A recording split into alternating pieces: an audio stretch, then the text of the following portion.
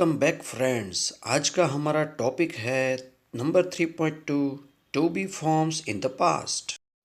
To be मतलब होना जिसका पास्ट है था, थी, थे।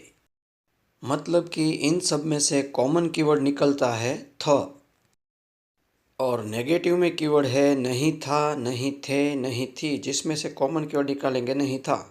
जिस वाक्य के अंत में कोई और क्रियापद नहीं है, सिर्फ था, थी, थे है, उसको हम पॉजिटिव सेंटेंस कहेंगे। उसके लिए इंग्लिश में दो ऑप्शन है, वॉज और वर। आई, ही, शी, इट, इन सब के साथ वॉज नेगेटिव वॉजंट मतलब कि नहीं था, जबकि वी, यू और दे इन सब के साथ वर और नेगेटिव में वरंट। एग्जाम्पल नंबर 1, मैं कल अहमदाबाद में था। I was in Ahmedabad yesterday. 2, हम पड़ोसी थे। We were neighbours. नंबर 3, वो हमारा कैप्टन था। He was our captain. Number 4, वो अच्छी गायिका नहीं थी। She wasn't a good singer. Number 5, 12 बजे थे। It was 12 o'clock। यहाँ समय, मौका, गलती, विचार वगैरह के लिए सर्वनाम इट लगेगा। प्रश्न, वो कल तेरे साथ नहीं था?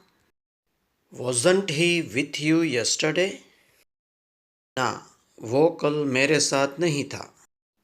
No, he wasn't with me yesterday. Number 7, वो डॉक्टर नहीं थी। Wasn't she a doctor? ना, वह डॉक्टर नहीं थी। No, she wasn't a doctor. आपकी गलती थी। Was it your fault? हाँ, मेरी गलती थी। Yes, it was my fault. वे किसान नहीं थे। Weren't they farmers? ना, वे किसान नहीं थे। No, they weren't farmers. आप उस कंपनी में मैनेजर थे। Were you a manager in that company? हाँ, मैं उस कंपनी में मैनेजर था। Yes, I was a manager in that company.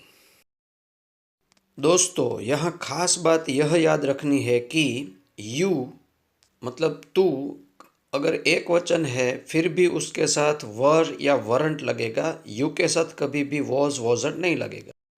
याद रखने की दूसरी बात, क्वेश्चन में अगर यू है तो आंसर में आई या वी आएगा। अगर क्वेश्चन में आई या वी है तो आंसर में यू आएगा।